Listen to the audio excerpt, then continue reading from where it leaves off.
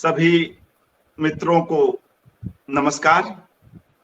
जन सुलभ पुस्तकालय के इस बेहद खास आयोजन में आप सभी का हार्दिक स्वागत है।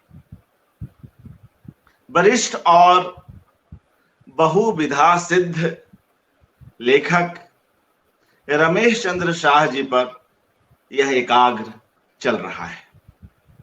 आज इस एकाग्र की 10वीं कड़ी है। इसमें हम एक ऐसी शख्सियत को सुनेंगे जिनका गुजराती साहित्य में, भारतीय साहित्य में एक बेहद खास स्थान है। कई विधाओं में उनका लेखन रहा है और फिल्मों के लिए, धारावाहिकों के लिए भी जब तब स्क्रिप्ट राइटिंग का काम रहा है। मित्रों, चिर परिचित लेखक आदरणीय सितांशु ईशचंद्र जी आज हमारे साथ जुड़े हुए हैं। आप सभी मित्रों की ओर से उनका हार्दिक स्वागत।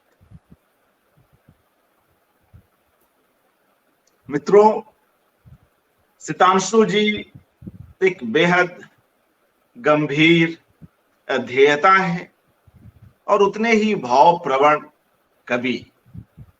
ऐसे में वे रमेश चंद्र शाह जी के कवि पक्ष पर विशेषकर अपनी बात रखेंगे, मगर कुछ और ऐसी बातें हैं जिनकी ओर मैं संकेत प्रारंभ में ही करता चलूं। सितांशु ईशचंद्र जी शाह दंपति के बीच की एक कड़ी भी है। मेरा इशारा ज्योत्सना मिलन जी और रमेश चंद्र शाह जी के विवाह की ओर है और कैसे उन प्रसंगों में ये संभवतः पहली बार रमेश चंद्र शाह जी से मिलते हैं, तो उन दिनों की स्मृतियां भी साझा करेंगे। और बाद में बतौर कवि सितांशु जी कई बार भारत भवन आते हैं और रमेश चंद्र शाह जी से वहां भी मुलाकातें होती हैं, शाह जी से भी और ज्योत्सना मिलन जी से भी। तो भोपाल के दिनों की भी कई यादें आज साझा की जाएंगी। ऐसे में आज हम लोग हिंदी और गुजराती साहित्य के बीच की सामाजिकता, उसके बीच का जो एक परस्पर भाव है, दो भाषाओं के साहित्य के बीच का, उनके भी कुछ संदर्भों से दो चार होंगे। तो मित्रों, मैं आप सभी की ओर से सितांशु जी से अनुरोध करता हूं कि वे अपना वक्तव्य आरंभ करें। जी, स्वागत। अर्पण जी, आपने ठीक ही कहा कि रमेश चंद्र जी और ज्योत्सना जी के परिवार के साथ जो मेरा दशकों का संबंध रहा है वो केवल वैयक्तिक संबंध नहीं है। आपने ठीक ही कहा, एक कवि ही कह सकता है आप जैसा, ऐसे आपने कहा कि वो दो भाषा के बीच एक संबंध है। रमेश जी के मेरे प्रथम दर्शन हुए उनके कविता के बारे में सुनता था। बड़े विद्वान थे, एलियट और W.B. येट्स पर PhD किया था आदि तो सुना था। वीरेंद्र कुमार जैन जी के पास और ज्योतिन्द्र जैन के पास, जो ज्योत्सना जी के पिताजी और भाई, तो मेरे मित्र ज्योतिन्द्र थे। लेकिन रमेश चंद्र जी के बारे में ये सब तो सुना था, एलियट, येट्स, विद्वान है, कवि है आदि, लेकिन उनका प्रथम दर्शन कैसे हुआ वो मैं आपको कहूँ। वो रमेश चंद्र जी का हमारा प्रथम दर्शन एक दूल्हे राजा के रूप में हुआ। वो बम्बई लग्न के लिए आए थे। विले पार्ले में उनका निवास था, उनके परिवार, उनके सब जो साथ में आए थे उनका। और ज्योत्सना जी, ज्योतिन्द्र और वीरेंद्र कुमार जैन के परिवार के साथ मेरा बहुत ही अच्छा संबंध। हम ज्योत्सना जी और ज्योतिन्द्र हम सब साथ में पढ़ते थे सेंट जेवियर्स कॉलेज में। और ज्योत्सना जी तो गुजराती की विद्यार्थिनी थी, तो ये हिंदी भाषी दूल्हे राजा उनको ले जाने के लिए आए थे। और बड़ी सुबह उनको चाय पिलाने के लिए वीरेंद्र कुमार जैन जी के घर से पास में ही विले पार्ले वेस्ट में उनका दूल्हे राजा का जहाँ निवास स्थान रखा था, वहाँ मैं चाय लेकर गया था। तो ये एक, और देखो कि एक जैसे रमेश जी अंग्रेजी के पीएचडी, हिंदी के कवि, वैसे ही ज्योत्सना जी की मातृभाषा तो राजस्थानी, उनके पिताजी हिंदी के इतने बड़े कवि, और वो स्वयं गुजराती की विद्यार्थी नहीं थी। उन्होंने राजेंद्र शाह के पास, हमारे कवि के पास उनका उछेर हुआ था। और इस तरह से ये बम्बई हो, दिल्ली हो आदि नगरों में हमारे विविध साहित्यिक परंपराएं, विविध भाषाओं की कविता, कहानी, उपन्यास आदि साहित्य का वो मिलन होता है। तो वो बड़ी बात है। पहले से ही हमारे भारत में एक परंपरा रही है कि विविध भाषाओं के लोग, सहृदय लोग, सृजक लोग सब जगह जगह मिलते थे। कभी वृंदावन में मिलते थे, कभी पुणे में मिलते थे, कभी हमारे पाटन में मिलते थे, बनारस तो है ही। तो इस तरह से ये हमारा जो संबंध बाद में भोपाल में विकसित हुआ, जब कवि भोपाल थे और अशोक जी ने भारत भवन को एक सचमुच भारत भवन बनाया था, भारतीय कविता का एक विशेष केंद्र बनाया था, तब रमेश जी तो वहाँ मेरा ख्याल है निराला सृजन पीठ के प्रोफेसर थे, तो तब मिलना होता था। तो पहली बात तो आपसे ये कि ये अलग अलग भाषाओं के मिलन की जो ये त्रिवेणी संगम या तो बहुस्रोत संगम हमारे भारत में होता रहा है, उसमें हिंदी भाषा का भी बड़ा प्रदान है। और आप जो ये कार्यक्रम कर रहे हैं, जन सुलभ पुस्तकालय, तो वो सार्थक नाम आपने उसका बनाया है। तो मुझे बड़ी खुशी है कि ज्योत्सना बहन, रमेश चंद्र, वीरेंद्र कुमार जैन आदि का इस तरह से ये मेरे एक से अधिक रूप में संध्या के समय में, वैसे तो आप दिन की संध्या है लेकिन मेरी भी संध्या है, तो ये संध्या के प्रकाश में ये सब स्मृतियाँ देख सकता हूँ तो मुझे अच्छा लगता है। आपका धन्यवाद। अर्पण जी।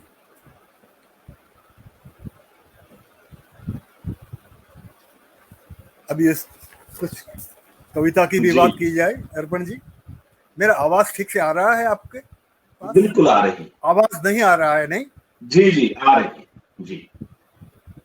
जरा मैं आवाज ठीक जोर से बोलूं, आवाज हाँ, थोड़ा ऊंचा बोले तो बेहतर हो जी।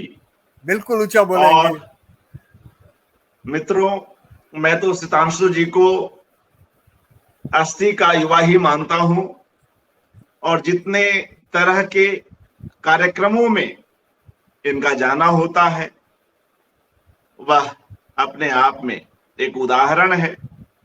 और जिन कई आलोचकीय कर्म, सर्जक कर्म से लगातार जुड़े हुए हैं वह भी उल्लेखनीय है। और हम सभी सह धर्मियों को जो इनका स्नेह मिलता है, और इसमें भाषा कोई बाधा नहीं आती है, भाषा का विस्तार कहीं ना कहीं इनके संबंधों में हमें दिखाई पड़ता है। और इसलिए जब भी हम इनके पास ऐसा कोई अनुरोध लेकर जाते हैं तो अमूमन यथासंभव इनकी ओर से हमें हाँ ही मिलता है। तो यह सितांशु जी की अपनी उदारता है और हम उसके प्रति नतमस्तक ही हो सकते हैं। मित्रों, जैसा कि आप जान रहे हैं, आज का यह वक्तव्य रमेश चंद्र शाह जी के साहित्यकार पर केंद्रित है और उसमें भी विशेषकर उनके कवि रूप को लेकर। और आज के इस वक्तव्य का टाइटल भी आप लोग जान रहे हैं, रमेश भाई, समय और साहित्य का एक कोलाज। सितांशु जी ने यह शीर्षक आज के इस वक्तव्य के लिए रखा है। ऐसे में कई उन महत्वपूर्ण और जरूरी स्मृतियों की ओर हम चलेंगे सितांशु जी के साथ और यह भी देखेंगे कि जो साहित्य का जो अपना एक सौहार्द है, उसका जो अपना एक भाईचारा है, विभिन्न भाषाओं के बीच कुछ संस्थाएं कभी सेतु बन जाती हैं और साहित्यकारों में तो एक दूसरे से मिलने जुलने को लेकर उत्सुकता चिरकाल से बनी हुई है। वह अपने आप में एक बेहद अतुलनीय भाव ही कहा जा सकता है। ऐसे में इस अवसर पर हम लोग सितांशु जी से अनुरोध करते हैं कि वे शाह जी के लिखे पर किस तरह से विचार करते हैं, उनकी कविताओं को स्वयं उनका कवि किस रूप में देखता है। जी। अर्पण जी, ये जो मेरा आपके सामने क्लोजअप सा चेहरा आ रहा है, वो केवल ये मेरे कंप्यूटर के कुछ कम सुनने की मर्यादा में से आता है। ये मेरा लैपटॉप थोड़ा सा कम सुनने लगा है मेरे जैसे ही, तो इसके पास आकर मैं बोलता हूँ, इसलिए ये मेरा क्लोजअप आपके पास आ रहा है। लेकिन अच्छी बात यह है कि स्मृतियों का भी क्लोजअप आ रहा है। कितनी दशकों से पूर्व की स्मृतियाँ आज करीब आ रही है। जैसे मैंने कहा कि रमेश जी दुल्हे राजा के रूप में आए थे, कितने दशक हो गए, लेकिन अभी ही मेरी मनोचक्षु से उनका क्लोजअप भी मैं भी देख रहा हूँ। और भोपाल में मिले निराला सृजन पीठ के प्रोफेसर के साथ, एलियट और येट्स के विद्वान के साथ और इतने अच्छे कवि के साथ, वो भी सब क्लोजअप हो रहा है। तो ठीक है, मैं ऐसे थोड़ा ऊंचे आवाज़ से बोलने का प्रयत्न करूंगा जो आप मेरी बात सुन सके। सबसे ज़्यादा निकटवर्ती वाचन जो कविता का क्लोजअप होता है, वो उनकी कविता का मैंने भी काफ़ी निकटवर्ती वाचन किया है, उसके करीब जाकर उनकी कविता सुनी है। तो क्या चाहते हैं उनकी कविता में, उनके व्यक्तित्व में, रमेश चंद्र जी में एक जो निस्पृहता है, मंच के बीच न आते, मानो नेपथ्य के बराबर रहकर, नेपथ्य के पास में रहकर भी मंच पर रहना, वो एक कवि के लिए सबसे कठिन चुनौती है। कई ऐसे कवि है जो मंच के बीचों बीच आ जाते हैं और उसके लिए जो स्वर चाहिए वो स्वर में बात करते हैं। लेकिन रमेश चंद्र शाह कवि के रूप में कुछ और ही स्वर में बात करते हैं, बहुत धीमी आवाज में बात करते हैं। उनका प्रिय सर्जक टी.एस. एलियट शायद रमेश जी को मिला होता, रमेश जी की कविता का स्वर सुना होता एलियट ने, तो उसने केवल 3 वॉइसेस ऑफ पोइट्री की बात न करते हुए 4 वॉइसेस ऑफ पोइट्री की बात भी की होती, तो ये 4th वॉइस ऑफ पोइट्री उसका ठीक से कान देकर ही सुने तो बुलंद आवाज जिसकी सुनाई देती है, तो ऐसी आवाज रमेश चंद्र की है। इसकी एक कविता है, उसका शीर्षक है कहो। मानो ये सब ऊंची आवाज में बोलने वाले को कहता है, ये कम बोलने वाला कवि रमेश चंद्र। कविता का शीर्षक है कहो। हवा से कहो तुम्हारा खालीपन भरे, अंधेरे से कहो तुम्हें नदी पार कराए, आसमान से कहो तुम्हें मकान ढूंढ दे, सड़कों से कहो तुम्हें काम पर लगा दे। अद्भुत कविता है। पहली जो 4 पंक्तियां है हवा से और अंधेरे से कहने का है, और खालीपन तुम्हारा भर दे और नदी के पार कराए। अंधेरे में ही नदी पार की जाती होगी, ऐसी नदी ये है। नदी भी रमेश चंद्र की कविता का एक लाइट मोटिव है। तो अंधेरे से कहो नदी तुम्हें नदी पार कराए। अभी नदी पार करके आए शहर में तो मकान नहीं है, तो आसमान से कहो तुम्हें मकान ढूंढ दे, और तो कुछ कोई है नहीं मकान ढूंढने वाला, तो आसमान से कहो। और सड़कों से कहो तुम्हें काम पर लगा दे, सड़क पर आ गए हैं फिर भी। तो किस तरह के मनुष्य की ये बात करते हैं, देखिए आप। एक उनका मनुष्य की छवि रमेश चंद्र की कविता में जो आती है वो विशिष्ट है। लेकिन ये कविता मैंने चुनी उनकी अंतिम कड़ी के लिए। उपांत्य कड़ी आपने सुनी, आसमान से कहो तुम्हें मकान ढूंढ दे, सड़कों से कहो तुम्हें काम पर लगा दे, और शब्दों से कहो। अभी ये लिटमस टेस्ट है, कवि है या वाग्गेयकर है, कवि है या वाग्मिता भरा कोई आदमी है, ये यहाँ लिटमस टेस्ट है। शब्दों से कहो। वाग्मिता वाला शब्दों से क्या कहता है वो हम जानते हैं। कवि और रमेश चंद्र जैसा कवि शब्दों से क्या कहता है। शब्दों से कहो, और फिर वो रुक जाता है। नहीं,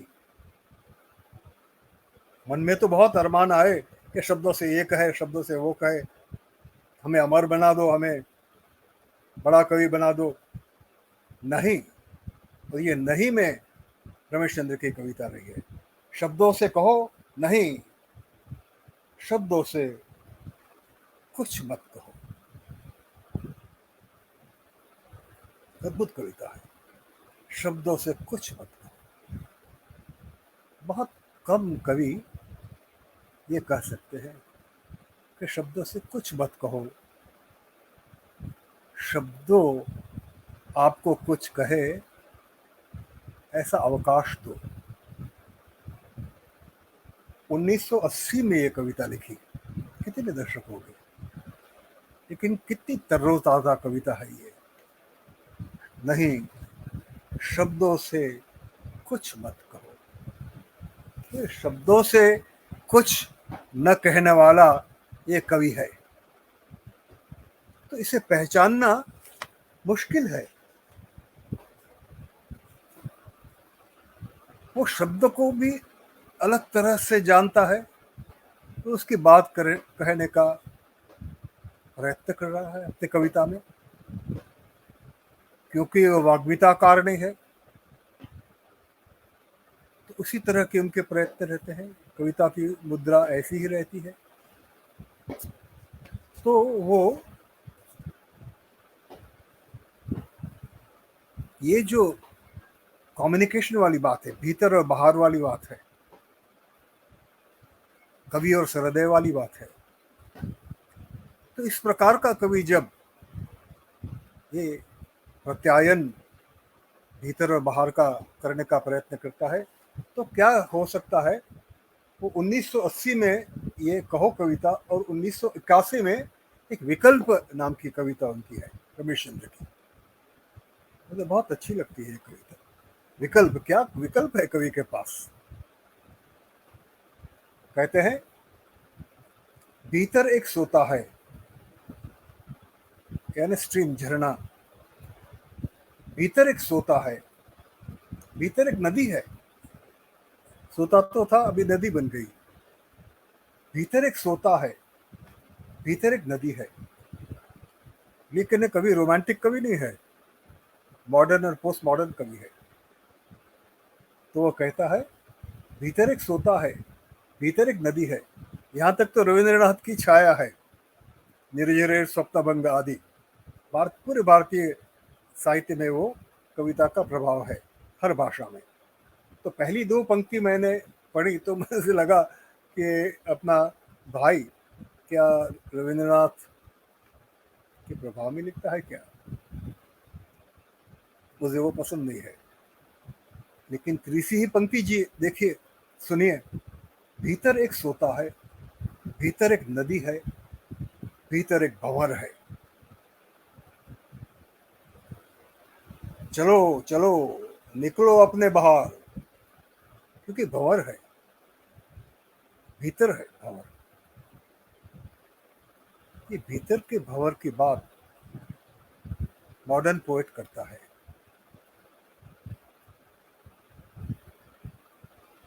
अरुण कमल जी है, और भी है, उसके पहले के भी है, अज्ञेय जी आदि हिंदी में, उमाशंकर यहाँ, लाभशंकर ठाकर गुजराती में।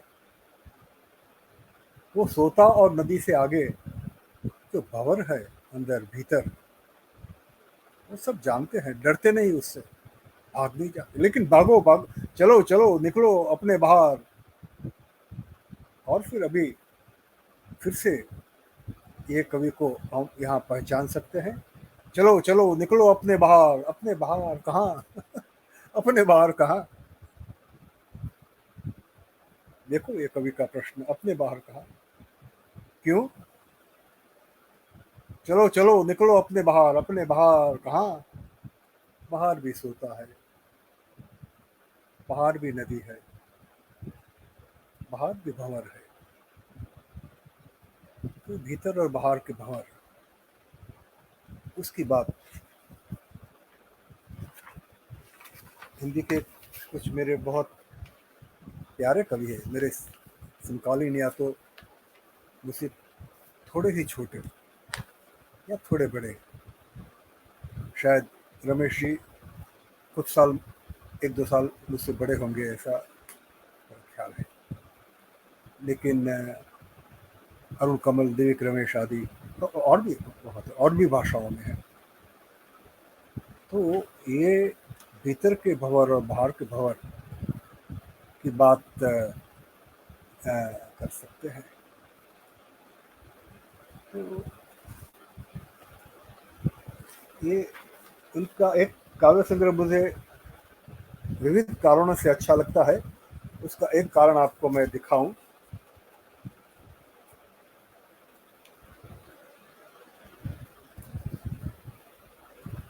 हाँ, अभी देख सकते हैं,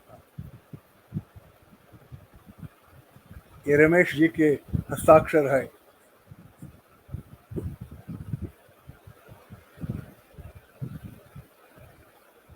साल भी आपने देखी होगी, यहाँ इतना पुराना स्नेह संबंध है और काव्य संबंध है। तो ये हरिश्चंद्र आओ, जब उन्होंने ये पुस्तक मुझे दिया और शीर्षक मैंने पढ़ा तो फिर से मैं डर गया था कि पंजाबी में भी कहते एक अच्छी कवियत्री है वो, लेकिन अपने पुरोगामी कवियों को न्योता देना और आप आओ और कुछ करो, हम तो कुछ नहीं कर पा रहे हैं, बड़ी दिक्कत है, आदि चीज मुझे ठीक नहीं लगती। नरसिंह मेरा बहुत प्रिय कवि है, मुझे बहुत बड़ा वो लगता है, लेकिन जब मैंने नरसिंह मेहता पर एक पद्य नाटक लिखा, बहुत प्रयोग भी हुए, लेकिन उसका मेरा जो शीर्षक था वो ये है, नकामो मानस छे नरसिंह मेहता। नरसिंह मेहता बड़ा निकम्मा आदमी है, और वो नाटक के अंदर नरसिंह मेहता ही वो अपने बारे में कहते हैं कि आप भाई, आप मुझे इतना प्यार मत करो, क्योंकि 5 लोगों को पूछो पंच को, उसमें से 4 लोग तो आपको कहेंगे, 5 ने पूछ जो 4 संभड़ाओ से नकामो मानस छे नरसिंह मेहता। तो ये पुरोगामियों के साथ एक खिलवाड़ का संबंध होना चाहिए, स्नेह में खिलवाड़ तो होता है, तुफा यानी मिस्चिफ तो होती है। तो जब मैंने पहले हरिश्चंद्र आओ ऐसा पढ़ा, तो मुझे लगा कि ये अपनी क्या, वो पंजाबी कवियत्री है, वो अपने अमुक आओ ऐसा है, अभी मैं भूल गया, तो ये अपने पुरोगामी कवियों को बुलाने की। लेकिन ये देखो, हरिश्चंद्र आओ कविता रमेश की सुने, हरिश्चंद्र आओ जो हम तुम हो राजी, क्या करेगा काजी। बिल्कुल अलग ढंग से हो गई, और काजी की बात वैसे ही नहीं आई है, यहाँ ये कविता में काजी भी उपस्थित है। लेकिन अगर एक पुराना कवि एक नया कवि एक हो जाए, तो काजी के लिए तो दिक्कत होती है, क्योंकि एक तो नहीं मानता था, वो दूसरा भी नहीं मानेगा। तो ये अवज्ञा की जो कविता है रमेश की, इसको भी सुनना चाहिए। जो हम तुम राजी, क्या करेगा काजी, टके सिर बुलबुल टके सिर बाजी। अब ये बुलबुल सुनो, ये बुलबुल रखकर कवि तो भाग गया, लेकिन बाद में ले आएगा। टके सिर खाजा टके सिर खाज भाजी, ऐसा नहीं, टके सिर बुलबुल टके सिर भाजी। हरिश्चंद्र आओ, ये पर्दा हटाओ, ये खुल ये समसम, ये गुल ये चमचम, चलाओ फुलाओ, ये हिन ये भिन भिन, करिश्मे ये छिन छिन, धुलाओ मिलाओ, ये तलोवे ये ताली, ये हलवे ये थाली। ये देखो, ये कितना मिस्चिफ वाला कवि है। ये तलुए ये ताली, ये हलवे ये थाली, ये मिट्टी बराती, वो पिट्टू सगाती, तनिक ना लजाओ, हरिश्चंद्र आओ, ये सरगम पटाओ पटाओ, सुनूं मैं सुनो तुम, चुनूं मैं चुनो तुम, अकेले यू अकेले नहीं खाम खा, सिर घुनो तुम। जो हम तुम हो राजी, करेगा क्या क्या काज। और ये पंक्ति सुनी नहीं, दोबारा उन्होंने सुनाई है, तो ये कविता केवल एक फार्स बनकर रह जाती है। फार्स तो ये ट्रेजेडी है। जो हम तुम हो राजी, करेगा क्या काजी, बनावे चलो आज बुलबुल की बाजी। इसलिए मैंने कहा कि फार्स जो है ट्रेजेडी है। हमारे समय में बुलबुल की बाजी बनती है, तो रमेश जानते हैं। सुनो तो सिलावे तुम्हारा भी कुर्ता, बुनो तो बुनावे तुम्हारा भी कुर्ता। ये है काजी, ये करता है, आपके लिए कुर्ता सिलवाता है, लेकिन आपका कुर्ता भी बना देता है। हरिश्चंद्र आओ तो ढोलक बजाओ, जो अब भी न धाओ, जनन जहन्नुम में जाओ। इतना वो व्याकुल है कि हरिश्चंद्र आओ, हम बहुत अकेले हैं, लेकिन तुम आओ, कुछ हम करें, हम मिल जाएगा तो काजी क्या करेगा।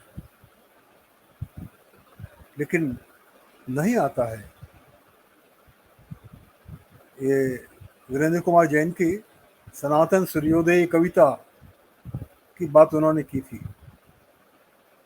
तो रमेश सनातन सूर्योदय कविता की बात नहीं करता है,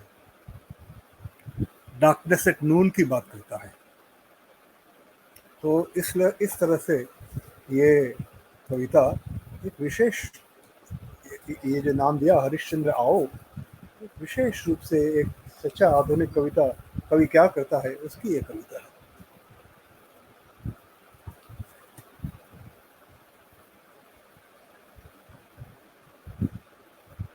तो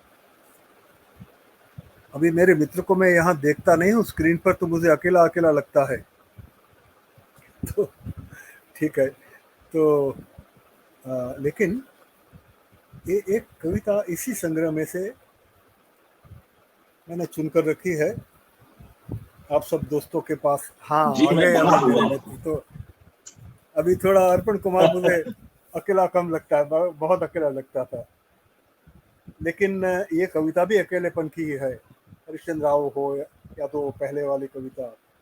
तो ये अकेलापन तो हर युग में, हर मानवता की खेवना करने वाले मनुष्य की एक एकलता भी मिलती है, और ऐसा सहवास भी मिलता है। केवल एकलता की बात मॉडर्निटी में है ऐसा नहीं है, कुछ ऐसे सह वो कई लोग, कई परिमल ग्रुप यहाँ का था, हमारे यहाँ कवि लोग था, राजेंद्र शाह का, ऐसे। तो ये हमारे दोस्त ने ये हमारी एकलता को अविच्छिन्न रखते हुए हमारे ये सहवास की भी एक सुविधा अर्पण कुमार ने की है, कवि है, और इतना आयोजन में समय देते हैं, तो धन्यवाद। तो मैं आगे चलूं, और हम दोनों तो एक के पास आ गए अर्पण जी, लेकिन रमेश जी कविता के पास कैसे जाते हैं वो देखें। अर्पण जी, अभी मेरा आवाज आ रहा है कि नहीं? अभी मेरा आवाज ठीक से आ रहा है? नहीं? जी आ रही, जी आ रही, ठीक जी ठीक ठीक ठाक आ रहा है, बिल्कुल हाँ ठीक, सुनाई नहीं देता है ऐसा तो नहीं है? हाँ, बिल्कुल सुनाई नहीं देता है ऐसा तो है? ऐसा ही है क्या? नहीं नहीं आ रही है, थोड़ी कोशिश करनी पड़ती है, लेकिन यह मेरे इंस्ट्रूमेंट हाँ, पर थोड़ी समस्या है, लाइव जाकर के वह अच्छा, ठीक है। अगर कोई समस्या ओके, होती तो मित्रगण और दर्शकगण इस ओर संकेत करते। जी, तो ठीक आगे है। तो बहुत ही अच्छा लग रहा है क्योंकि आपको सुनना। रमेश चंद्र की जी क्योंकि रमेश चंद्र की कविता अंडरटोन की कविता है, जी ओवरटोन की कविता नहीं है, अंडरटोन की कविता है रमेश जी की। इसलिए मैं तारस स्वर से नहीं बोलना चाहता हूं। अगे जी भले ही तारस सप्तक ऐसा नाम दे, लेकिन हमारा सप्तक तारस सप्तक नहीं है। तो थोड़ा सा, लेकिन अभी तो तारस स्वर में बोलना पड़ता है, तो ठीक है, ये भी एक क्रीड़ा है, ये भी एक खेल है। तो जीवन में जो पीड़ा है, पीड़ा उसका प्रास क्रीड़ा से अगर न मिले तो कविता नहीं बनती है, जीवन भी नहीं बनता है। और क्रीड़ा का प्रास अगर पीड़ा से न बने तो फिर एडवर्टीजमेंट हो जाती है, या तो ये मास मीडिया हो जाता है। हमारी तुम्हारी ये बात नहीं है। तो ये पीड़ा और क्रीड़ा दोनों साथ में रखकर मैं थोड़ा ऊंचे आवाज में ये नीची आवाज की अंडरटोन की कविता ओवरटोन में कहूंगा आपको। तो कविता के पास रमेश चंद्र किस तरह से जाते हैं उसकी एक कविता है, कविता के पास, वही शीर्षक है उसका। ये हरिश्चंद्र आओ में ही है, कविता के पास। कविता के पास माना तुम्हें देने को बहुत कुछ है। वो तो है कविता, कितने कितने अवार्ड, नोबेल प्राइज दिलाती है, ज्ञानपीठ दिलाती है, क्या क्या दिलाती है, तालियां दिलाती है मुशायरे में आदि। तो इसकी ये थोड़े मिसशिफ करता है ये कवि। कविता के पास माना तुम्हें देने की को बहुत कुछ है, लेकिन अभी ये कविता का प्रश्न आता है, ये कवि का प्रश्न आता है, कविता के पास माना तुम्हें देने को बहुत कुछ है, तुम्हारे पास क्या है जो तुम उसे सौंप सको। अब इसका क्रियापद देखो, तुम्हारे पास क्या है, तो डायडेक्टिक पोएम की ओर ये जा रहा है। तो मैं चौकन्ना हो गया कि यह क्या रमेश चंद्र के यहाँ डायडेक्टिक कविता लिख रहे हैं। तुम्हारे पास क्या है, कविता तो आपको दे, आपके यार ये नहीं लगता। ये इसका क्रियापद देखो, तुम्हारे पास क्या है जो तुम उसे सौंप सको। सौंपना और देना बहुत अलग अलग बातें हैं। किसी को सौंप सको, किसी पर भरोसा कर सको कि आपने जो दिया है वो आपको वापस मिलेगा, उसे सौंपना कहते हैं। रक्षण करेगा वो। तो रमेश चंद्र कहते हैं कि कविता को कुछ अगर आप दे सकोगे तो कविता उसका रक्षण करेगी और समय आने पर आपको लौटाएगी। लेकिन ऐसा कुछ है तुम्हारे पास जो कविता को तुम गिरवी रखो। हमारे नरसिंह मेहता ने अपना राग केदार वो व्यापारियों के पास गिरवी रखा था, क्योंकि भक्तों को वो पैसा देना चाहते थे, तीर्थ यात्रियों को। ऐसी नरसिंह की अद्भुत कहानी है, मेरे नाटक में वो भी आती है। तो ये है, तुम्हारे पास कुछ है गिरवी रखने का। नरसिंह के पास तो अपने कंठ का केदार राग था, आपके पास कुछ राग है, आपका स्वर है, जो कविता के पास आप गिरवी रखो और ये संसार के पास ले लो। क्योंकि हम तो दौड़ दौड़ कर राज्य सत्ता को, धन सत्ता को, धर्म सत्ता को अपना आवाज देने के लिए तैयार है। बदले में हम उन सब से कुछ न कुछ पाना चाहते हैं। वो भारतीय कविता, भारतीय साहित्य की दुर्घटना न हो, ऐसा हम चाहें। लेकिन ये रमेश ये कह रहा है, तुम्हारे पास क्या है जो तुम उसे सौंप सको। कुछ ऊपरी आमद और ढेर सारी खुशामद। एक अरसा गुजर गया तुम्हें यह ईमान ढोते ढोते। इससे तो अच्छा था तुम बगुला भगत होते। मगर बगुला भगत होने को भी फुर्सत चाहिए। तुम्हें फुर्सत कहाँ। मुकद्दमों से सना हुआ तुम्हारा दिमाग एक 8 बच्चों की माँ के पास जाते ही खाली हो जाता है।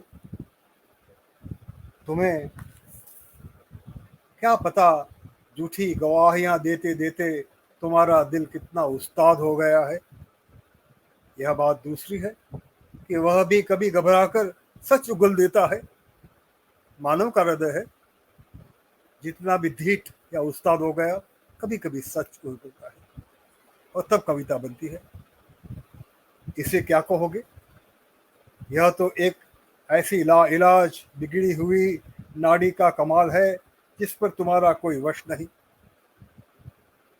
कविता पर कवि का वश नहीं, कविता का वश मनुष्य पर है। तब वो मनुष्य कवि थोड़ी देर बन सकता है, क्षण क्षणार्ध। वरना तुम्हें तो बुरे सपने तक दिखने कभी के बंद हो चुके। अब तू तो बहुत धीट बन गया है।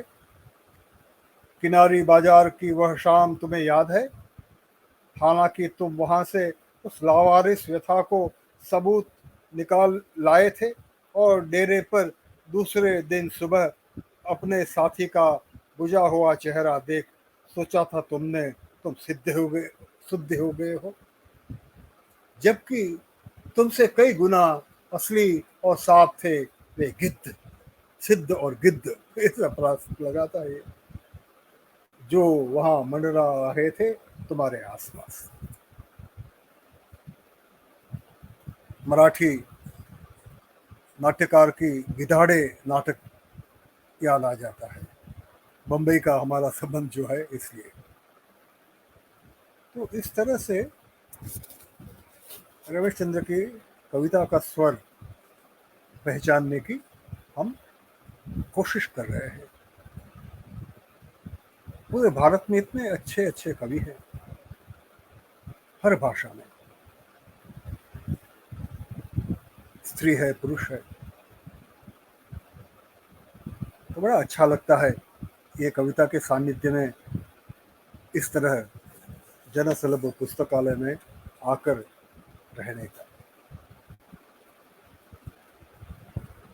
अभी काफी समय भी हो गया है, एक दो कविता पढ़कर समापन करें। जरूरत, क्योंकि यही तो है ये सारे मुश्किल की जड़। जरूरत क्या है और कवि की जरूरत क्या है? रमेश जी की कविता है, अब जब सब कुछ मौसम के मुताबिक है, तापमान ठीक वही है जो इन दिनों होना चाहिए, आसमान एक अरसे बाद खुलकर सांस ले रहा है और सूरज को टोकने वाला कोई नहीं है। कि वर्षा ऋतु के अंत में सब साफ हो गया उसकी बात है, अभी तो हम ये खुले आकाश के नीचे पीड़ा सह रहे हैं। तो ये हमारी आज की परिस्थिति भूलकर बारिश के बाद के खुले दिन याद कीजिए।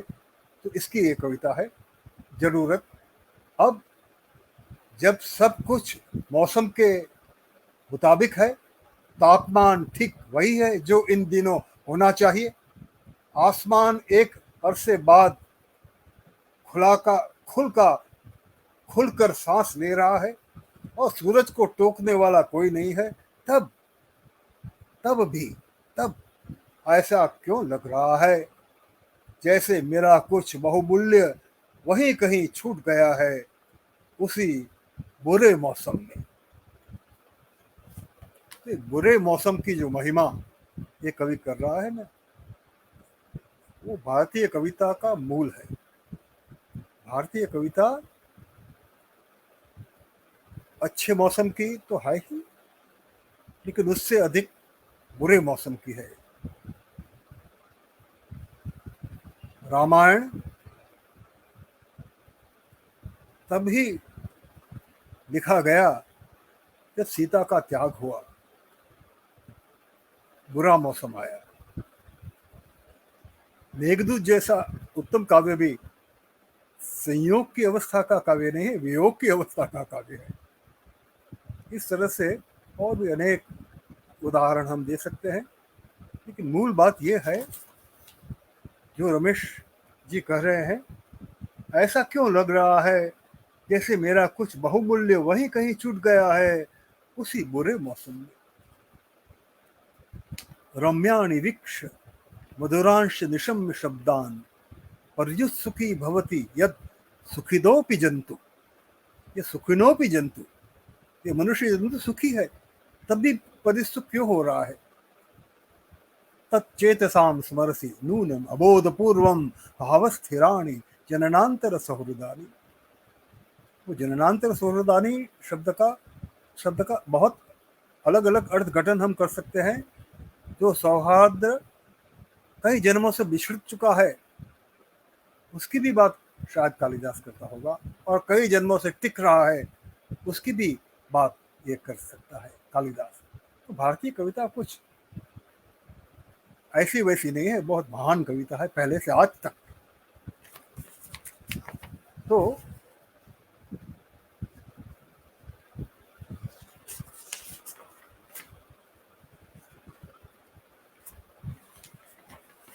और भी बहुत एक कहा मैंने, एक उनकी जीवनी के बारे में रमेश चंद्र जी ने कहा है, कहा मैं भूल गया, लेकिन उनका परिवार आर्थिक ढंग से बहुत पिछड़ा हुआ था और पुस्तक लेने की कोई गुंजाइश नहीं थी, लेकिन पिताजी साहित्य रसिक थे और रद्दी की दुकानों से वो पुस्तक ले आते थे और बालक रमेश को पढ़ाते थे। तो रमेश जी ने एक जगह लिखा है, कहाँ से मैं भूल गया हूँ, उसके बाद कोई पाठक मुझे कहे कहाँ से, कोई श्रोता कहे मुझे कहाँ से, तो उसमें आता है कि एक बार बालक रमेश देखता है कि दूर से अपने पिताजी बहुत आनंद में, बहुत खुशी से झूमते झूमते आ रहे हैं, तेजी से चलते चलते आ रहे हैं, और बालक को कहते कि देखो देखो, बालक देख रहा है कि क्यों इतना खुशी है, तो कहता मुझे कुछ मिल गया, मुझे कुछ मिल गया। तो क्या मिल गया? तो उसके हाथ में एक पुस्तक था। अगर मेरी स्मृति ठीक हो तो प्रेमचंद का एक कोई पुस्तक था, प्रेमचंद का कोई उपन्यास था।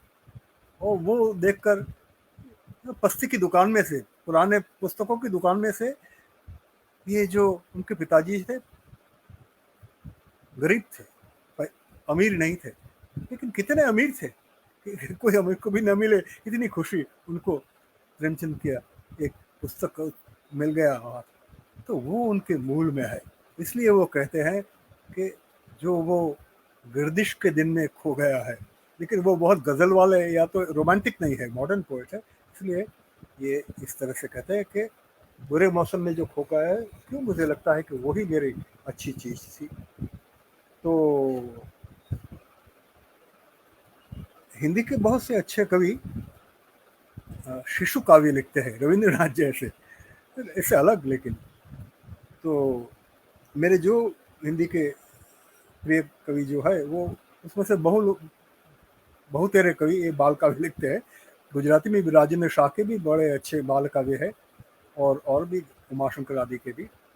तो एक बाल काव्य से हम काफ़ी देर हो गई, तो समापन करें। रमेश चंद्र के बाल काव्य है, देवेश का स्मरण करता हूँ, अरुण का स्मरण करता हूँ, और ये बाल काव्य रमेश जी का है।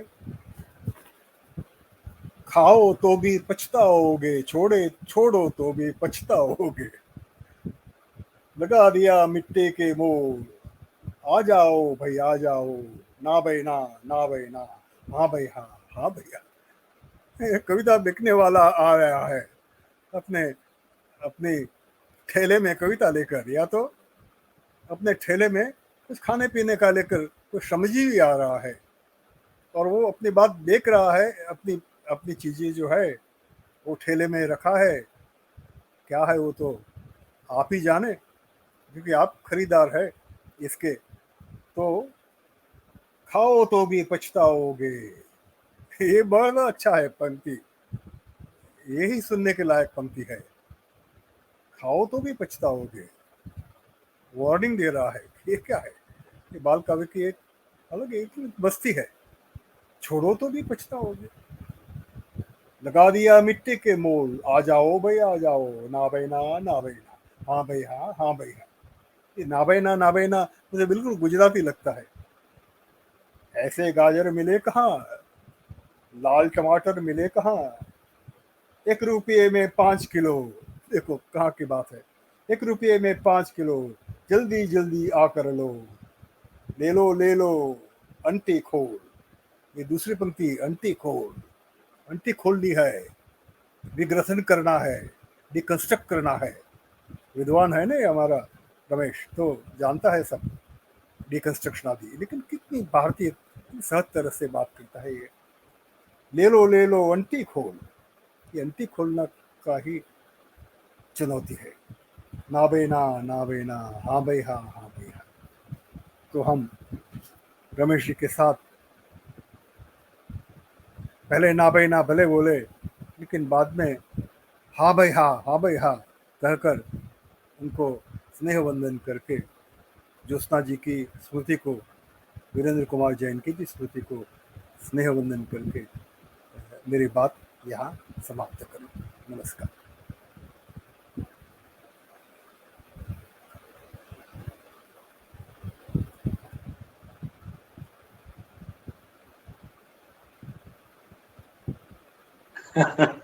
जी, बहुत बहुत शुक्रिया सितांशु जी, इतने चुटीले अंदाज में अपनी बात रखने के लिए। सचमुच मजा आ गया। यह संध्या जो है सफल सिद्ध हुई, यह मेहनत सफल सिद्ध हुई, बतौर आयोजक, बतौर श्रोता और बतौर सहधर्मी भी। और मैं यह भी कहूंगा कि आपने शाह जी की अंडरटोन कविता को मेरे ही अनुरोध पर जो कुछ अपनी उच्चतर ध्वनि दी, उससे भी आज के कार्यक्रम में एक खास नाद उत्पन्न हुआ। और मित्रों, कई बार अंडरटोन की कविता को ठीक ठीक न समझने का खतरा बना रहता है। सितांशु जी के भीतर का आलोचक उस खतरे से परिचित है।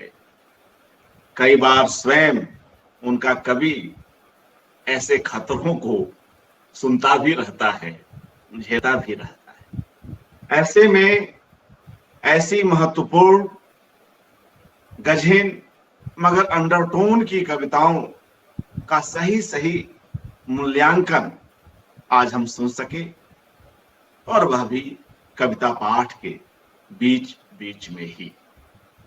कविता के भीतर का मिस्चिफ हो, उसके भीतर का जो व्यंग है, जो वे सारी चीजें एक एक कर सितांशु जी आज खोलते गए। जो बात उन्होंने शाह जी के क्लोजअप से शुरू की, वह अंत तक आते आते कैसे एक बड़े परिप्रेक्ष्य में उनके साहित्य और खास तौर से उनकी कविताओं पर केंद्रित करके समाप्त करते हैं। भारतीय साहित्य आधुनिक और पौराणिक दोनों ही तरह के संदर्भों के बीच का आज यह वक्तव्य रहा, और एक बड़ा अध्येता किसी भी विषय पर जब बात करता है तो उसमें अपने आप तमाम तरह के संदर्भ आते ही रहते हैं। प्रतिक्रिया आ रही है रमेश चंद्र शाह जी की, जो वे शंपा शाह जी के माध्यम से कर रहे हैं। रमेश चंद्र शाह जी लिख रहे हैं, मैं कृतज्ञ हूं, अप्रत्याशित आनंद मिला आपको सुनते हुए। कभी आपकी सारी कविताएं मूल गुजराती में मुझे ज्योत्सना ने पढ़कर सुनाई थी। बड़ा सार्थक नाम दिया आपने इस वक्तव्य का, साधुवाद।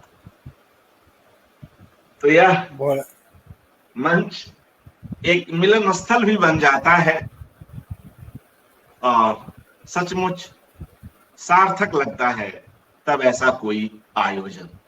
बहुत बहुत शुक्रिया। शंपा जी को भी मैं नमस्ते कहता हूँ, हमारी भतीजी है। तो जी बहुत बहुत शुक्रिया कि आपने समय निकाला और आपने एक कवि की चाहत पर भी बात की, एक कवि की निष्प्रियता पर भी बात की, और एक कवि कविता को क्या दे सकता है इसकी चिंता पर भी बात की। और एक कवि अंधेरे से, आसमान से बहुत कुछ कह सकता है, मगर जब शब्दों से कहने की बारी आती है तब वह कैसे चुप हो जाता है, उसकी भी बात की। रमेश चंद्र शाह जी के यहाँ यह निष्प्रियता कई जगहों पर उपलब्ध है। उनके गद्य और पद्य दोनों में ही मूल को बार बार देखने की जो कोशिश है उनके रचनाकार के भीतर है। इसलिए जब वे पश्चिम में भी जाते हैं तो पूरब की बात करते हैं, पश्चिम में भी, पश्चिम के साहित्य में भी पूरब के प्रभाव को कहीं ना कहीं रेखांकित करते हैं। और बार बार उनका पहाड़, उनका अपना शहर अल्मोड़ा, जिसे कई बार वे पत्रों में और अन्यत्र भी अल्मोड़े कह देते हैं, उपस्थित है। और उनका बचपन उनकी कहानियों में, उनके उपन्यासों में गुंजायमान है। यह विभिन्न जगहों पर रहता हुआ अपने मूल की ओर लौटने का आग्रही रचनाकार है, मुझे ऐसा लगता है। सितांशु साहब, अगर अनुमति हो तो उनकी एक कविता के साथ इस कार्यक्रम को समाप्त किया जाए। उनकी एक कविता है पेड़ पर। मैं सोचता हूं कि इसका पाठ करते हुए, चूंकि यह कविता इस विचार विमर्श के बीच प्रासंगिक हो उठी है, तो इसका पाठ करते हुए आपकी और दर्शकों की अनुमति लेते हुए मैं इस कार्यक्रम को समाप्त करूंगा। कविता का टाइटल है एक पेड़ पर। एक पेड़ पर दिखी लिखी थी पहली कविता। दूर लड़कपन की वह घटना कौंध रही क्यों आज स्मरण में। दूर लड़कपन की वह घटना कौंध रही क्यों आज स्मरण में। ऐसे जैसे टंगी हुई हो मेरी कविता उसी पेड़ पर अब भी। नहीं जानता कविता थी या नहीं जानता, बस इतना ही जानता, बस इतना ही वहां पेड़ था और पेड़ से बड़ा पेड़ का नाम। क्या कमाल से और क्या सादगी से कभी कितनी बड़ी बड़ी बातें कह जाता है। वहां पेड़ था और पेड़ से बड़ा पेड़ का नाम। शायद उसी नाम से निकली थी वह कविता। हाँ, तब तक दुनिया ही कितनी देखी थी लड़के ने। वापस लौट आते हैं अपने बचपन की ओर। हाँ, तब तक दुनिया ही कितनी देखी थी लड़के ने। झट से अन्य पुरुष में आ जाता है कभी। हाँ, तब तक दुनिया ही कितनी देखी थी लड़के ने। जाऊं, वापस अपने वर्तमान में आ जाता है। जाऊं, लौट चलूं अब वापस उसी बिंदु पर। पूछूं उसी पेड़ से जाकर, पता नहीं क्या खोया क्या पाया इन सारे बरसों में, इन सारे बरसों में। बहुत बहुत धन्यवाद। आप उपस्थित हुए। आपकी गरिमामय उपस्थिति से हम सभी आह्लादित हैं। और मित्रों, आज की यह संध्या में हम लोग इतने सुंदर वक्तव्य को सुन सके। आज की इस संध्या में इसके लिए सितांशु जी का हार्दिक आभार और तमाम मित्रों का जो इस कार्यक्रम को देख रहे हैं। स्वयं रमेश चंद्र शाह जी की हमें टिप्पणी मिली, उन्हें भी नमस्कार, आभार। तमाम दर्शकों का शाह जी पर मित्रों यह एकाग्र जारी है। कल एक नई कड़ी में हम पुनः मिलते हैं। नमस्कार।